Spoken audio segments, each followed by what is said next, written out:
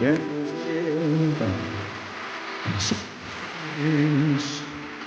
final curtain. A heart-wrenching revelation about Elvis Presley's final resting place has shaken fans worldwide. Elvis devotees are distraught at the thought of disturbing his peace and dent his legacy. As emotions run high, the question remains, will Elvis truly rest in peace, or will his tomb become a battleground for those who adore him? Join us to find out. The announcement that froze America. The sun had barely risen over Memphis when the first news alert pierced the morning silence. Something was happening at Graceland. Something big. Within minutes, every major network interrupted their regular programming. Reporters scrambled into vans, racing toward the legendary mansion that had stood as Elvis Presley's eternal resting place for decades. By 7 in the morning, the scene outside Graceland looked like chaos wrapped in confusion. News trucks lined the street, their satellite dishes pointing toward the sky like mechanical sunflowers. Camera crews jostled for position behind hastily erected barriers. Security guards, their faces stern and unreadable, formed a human wall at every entrance. Nobody was getting in. Nobody was getting answers. But it was the fans who told the real story. Dozens of them had already gathered, and more arrived every minute. Some clutched old concert posters and faded photographs. Others wore vintage Elvis shirts, the fabric worn thin from years of devotion. Many were crying. Not the quiet, dignified tears of remembrance, but the raw, desperate sobs of people who sensed something terrible lurking just beyond their understanding. The media knew only fragments. A spokesperson had contacted major outlets hours earlier with a cryptic message that made editors sit up straight. The announcement would be unexpected. It would be deeply emotional. It concerned Elvis Presley himself. Beyond that, silence. The kind of silence that screams louder than words. Social media exploded like a powder keg. Within the first hour, 3 different hashtags trended worldwide. Theories multiplied faster than anyone could track them. Some fans insisted Elvis was somehow still alive, that this was the moment of his grand return. Others whispered darker possibilities about his death, about secrets hidden for 48 years. Conspiracy theorists emerged from every corner of the internet, each claiming special knowledge, each adding fuel to the growing fire of panic and speculation. The phone lines to Memphis radio stations jammed completely. Hotels near Graceland reported a sudden surge in bookings. People were buying plane tickets, packing bags, jumping into cars. They needed to be there. Whatever was coming, whatever truth was about to shatter their world, they had to witness it with their own eyes. At 9:30, the spokesperson finally appeared. Her name was Margaret Sullivan, a woman in her late 50s who had worked with the Presley estate for 23 years. Her face was pale. Her hands trembled slightly as she gripped the podium. Behind her, Graceland loomed like a silent witness to whatever secrets it held. She spoke carefully, measuring each word. During routine maintenance work near the meditation garden where Elvis rested, workers had discovered something disturbing, something that raised questions about everything the world thought it knew. She refused to elaborate. The details were too sensitive, too important to release without proper context. The crowd erupted. Reporters shouted questions over each other. Fans screamed. Guards tightened their formation. Margaret raised one hand, and somehow, impossibly, the chaos dimmed to a roar, then to a murmur, then to breathless silence. She promised one thing. That evening, at 8 o'clock Central Time, there would be a live broadcast. The Presley family would be present. Everything would be revealed. Every question would find its answer. But until then, she begged for patience, for respect, for understanding that some truths needed careful handling. The cameras captured everything. Her haunted eyes, the way she glanced back at Graceland, as if the mansion itself might offer guidance.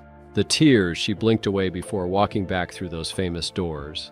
America would wait, but barely. The hours until 8 o'clock stretched ahead like an eternity. Somewhere inside Graceland, the Presley family was gathering. An emergency meeting. Secret, urgent, desperate. Whatever they were about to share with the world, it would change everything. The Presley family in crisis. The conference room inside Graceland felt smaller than usual, despite its generous size. Family members arrived one by one through private entrances, away from the cameras and desperate crowds. Their faces told stories before any words were spoken. Priscilla Presley moved with careful composure, but her eyes betrayed sleepless hours. Riley Keough clutched her phone like a lifeline, her knuckles white. Benjamin Keough sat beside his sister, his usual calm replaced by visible tension. Extended family members filed in, along with longtime estate managers and historians who had dedicated their lives to preserving Elvis's legacy.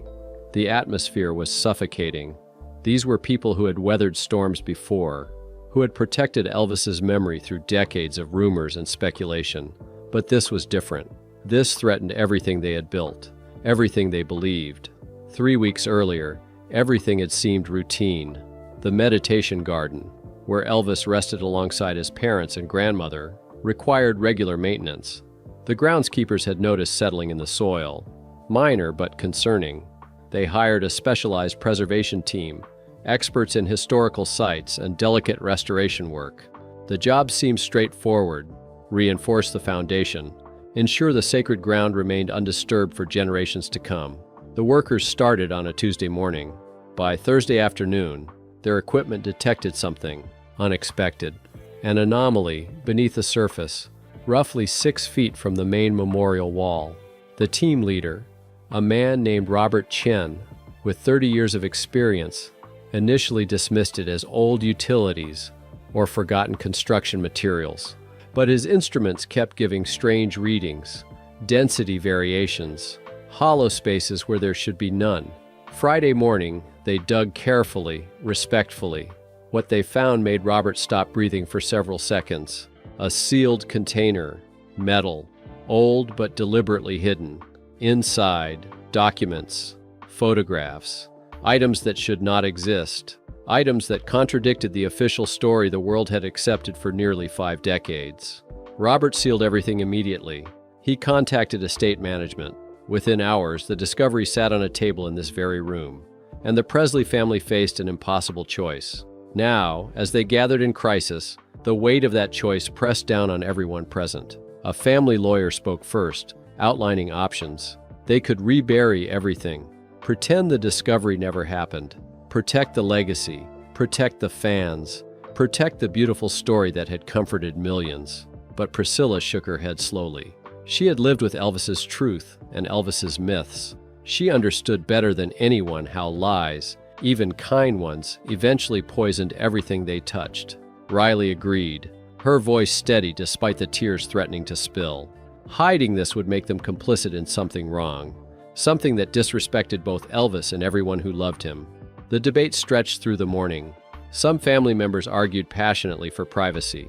This was their burden to carry, not the world's. Others insisted that Elvis belonged to his fans as much as to his family. They deserved truth, however painful. The historians offered perspective. Elvis had been more than a singer or entertainer. He represented something profound in American culture. His story mattered historically. Hiding evidence, regardless of what it revealed, would be a betrayal of that importance. By early afternoon, exhaustion and emotion had stripped away pretense. They were simply people, scared and overwhelmed, trying to do right by someone they loved, and by millions who loved him too. The vote, when it finally came, was not unanimous, but it was decisive. The world would know.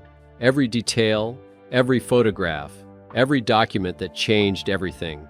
They scheduled the broadcast for 8 o'clock that evening. 6 hours to prepare. 6 hours before millions of hearts would break, or heal, or simply struggle to understand. As the meeting dissolved, people hugged tightly, drawing strength from shared blood and shared burden. Outside, reporters counted down the hours. Inside, the Presley family counted the cost of truth. Somewhere in a small office nearby, Robert Chen waited to tell his story. The worker who had accidentally uncovered what was never meant to be found. The worker who saw everything. Robert Chen had worked on historical preservation sites for 30 years, but nothing had prepared him for this moment. He sat in a small office at Graceland, his weathered hands trembling around a cup of coffee that had gone cold hours ago. At 58 years old, he had seen countless excavations, uncovered forgotten artifacts, and restored damaged monuments across the country. He was a professional, calm, methodical, unshakable, until 3 days ago. The Presley family had asked him to stay, to be part of the broadcast, to explain what happened in his own words. He had agreed, though every instinct screamed at him to run, to forget, to somehow undo what he had discovered beneath the sacred ground of the meditation garden. It started with something subtle. Robert had been checking the soil density around the memorial walls, standard procedure for preservation work. His equipment measured compression, water damage, and structural integrity. Everything seemed normal until he moved closer to the area just east of the main memorial stone. The readings changed. The ground felt different under his feet, though he could not explain how. Softer somehow, less settled than earth that had remained undisturbed for decades should feel. He brought in ground-penetrating radar the next day. The images showed exactly what his instincts had sensed: a hollow space approximately 3 feet below the surface, an area roughly 2 feet square where the soil density dropped significantly. His team members gathered around the screen, exchanging confused glances. There should be nothing there. The garden had been carefully constructed and maintained, every inch documented. Robert made the decision to investigate. They worked slowly, reverently, aware they were operating near Elvis Presley's final resting place. Shovels moved dirt in careful increments. 20 minutes into the excavation, metal gleamed in the Tennessee sun. The box was old, military-grade steel, weathered but intact. No markings, no labels, just a container that someone had buried deliberately, secretly, in a location where it would remain hidden unless someone went looking, which nobody ever would, until now. Robert's hands had shaken then, just as they shook now in the quiet office. He had opened thousands of sealed containers in his career, historical time capsules, forgotten safes, ancient burial artifacts. But something about this felt wrong, felt forbidden, like opening a door that was meant to stay locked forever.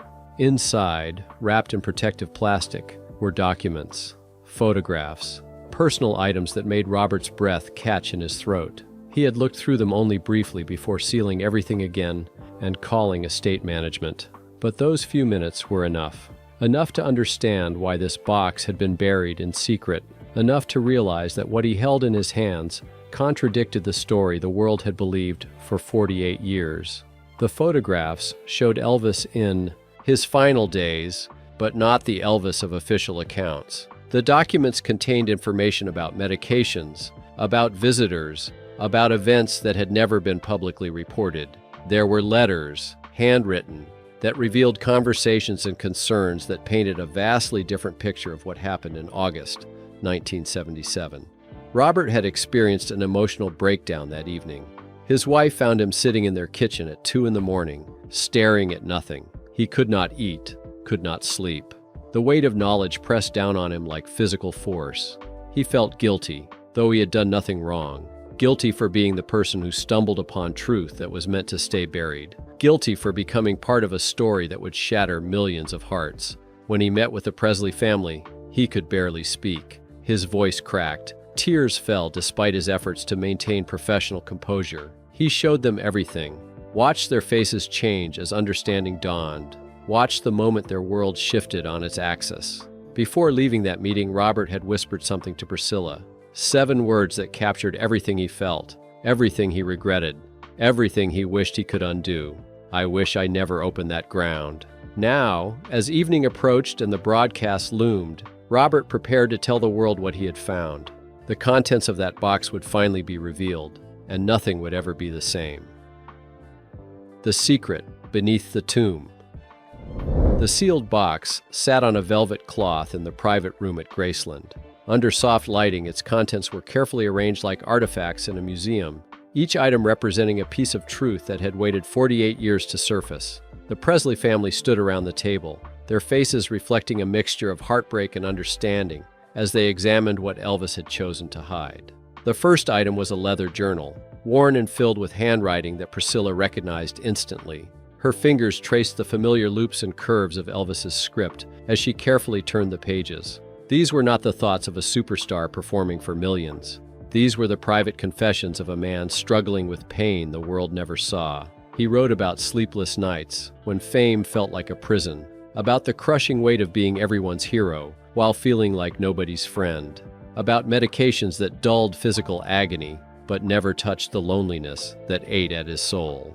One entry, dated just weeks before his death, described dreams Elvis had abandoned. He had wanted to travel quietly, without bodyguards or screaming fans, to sit in a small cafe somewhere and simply be a person, not an icon.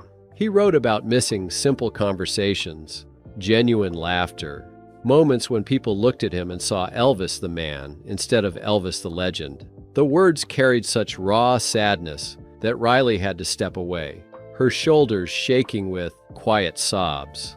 Beside the journal lay photographs that had never been published. Elvis alone in Graceland's rooms, his face showing exhaustion that makeup and stage lights had always hidden. Elvis with Lisa Marie, candid moments where his smile reached his eyes, brief glimpses of peace in a life that had become overwhelming. There were pictures of him staring out windows, and in those images, family members could see the depth of his isolation, despite being surrounded by people constantly. The letters proved most devastating. Elvis had written to his mother, Gladys, years after her death in 1958.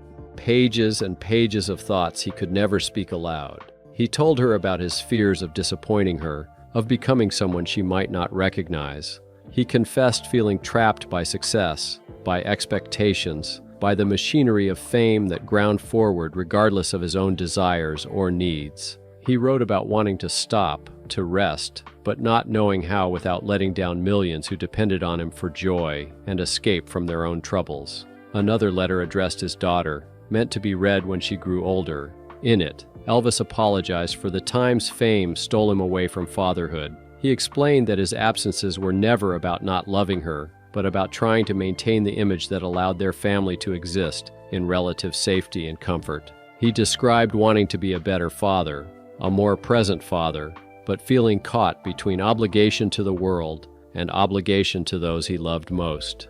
Documents detailing his final years revealed medical struggles beyond what anyone had publicly acknowledged. Prescriptions for chronic pain from old injuries, records of consultations with doctors who tried helping him manage conditions while maintaining his grueling schedule, notes showing Elvis's awareness of his declining health and his desperate attempts to find solutions that would not require stopping his career completely. The family discovered evidence that Elvis had considered very different arrangements for his eventual burial. He had sketched ideas for a simple grave, away from public view, where he might finally rest without performance or spectacle. But circumstances, grief, and chaos following his sudden death in August 1977 had prevented those wishes from being honored. As Priscilla held a final note Elvis had written to himself, tears streaming down her face, she understood something profound. The world had loved Elvis Presley the performer so completely that Elvis Presley the person had nearly disappeared. These hidden items represented his attempt to preserve some piece of his authentic self, even if only for eventual discovery after he was gone. The contents reopened questions about his final years, about the pressures that contributed to his health decline, about the industry that consumed him, about the price of extraordinary fame. Standing together, the family made their final decision. The announcement would honor Elvis's truth, all of it, the glory and the pain, the legend and the man. He deserved that much. The world deserved that much. Outside, 8 o'clock approached. Millions waited to learn what had been found beneath the sacred ground. The world responds in shock. By late afternoon, Graceland had transformed into something between a vigil and a pilgrimage site. Thousands of fans lined the street, their numbers growing with each passing hour. They came from Memphis and from across the country, some having driven through the night. Candles flickered in the fading sunlight, creating a sea of tiny flames that stretched as far as cameras could capture. Voices rose in harmony, singing, "Crying in the Chapel," and "How Great Thou Art," the melodies carrying on the warm Tennessee breeze. Strangers embraced. Elderly fans who had seen Elvis perform in the 50s stood beside teenagers who knew him only through recordings and legend, all united by fear of what the evening would reveal. Every major news network had gone into continuous coverage mode. Anchors who normally maintain professional distance showed genuine emotion as they discussed the unfolding situation. Split screens showed Graceland's gates on one side and breaking news updates on the other. Experts on Elvis's life and career appeared via satellite, their faces reflecting the same confusion and concern gripping the entire nation. What could possibly have been buried beside the king of rock and roll? What truth had remained hidden for nearly 5 decades? Social media became a tornado of speculation and emotion. Within hours, related posts had generated millions of interactions. Fans shared their favorite Elvis memories, as if preparing to say goodbye to something precious. Theories multiplied exponentially. Some insisted the discovery would prove Elvis had been murdered, validating decades of conspiracy theories.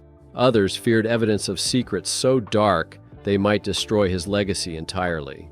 A few optimists hoped for something beautiful, perhaps love letters or unreleased music that would add dimension to his story rather than diminish it. The hashtag that emerged organically captured everything: Pray for Elvis.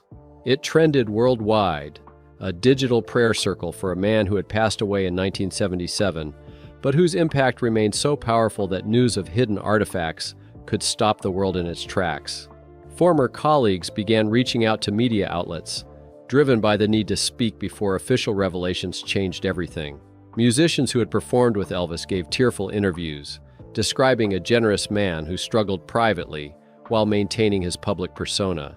A backup singer from his Vegas years spoke about noticing his exhaustion, his pain, but feeling powerless to help someone so isolated by fame.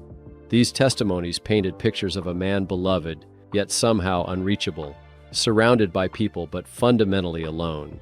The discovery reignited old controversies that had simmered for years. Questions about his prescription medication use resurfaced with new urgency. Debates about the pressures placed on him by Colonel Tom Parker, his longtime manager, filled opinion columns and television roundtables.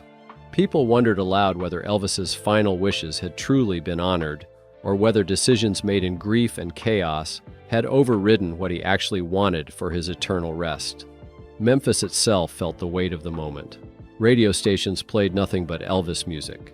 Restaurants near Graceland stayed open late, their televisions tuned to news coverage, patrons barely touching their food as they watched and waited. The city that had claimed Elvis as its own now braced for revelations that might reshape how the world remembered its most famous son. As 7:30 approached, the tension became almost unbearable. Families gathered around televisions across America. In Tokyo, London, Sydney, and Rio de Janeiro, fans stayed awake through their night hours, unwilling to miss the announcement.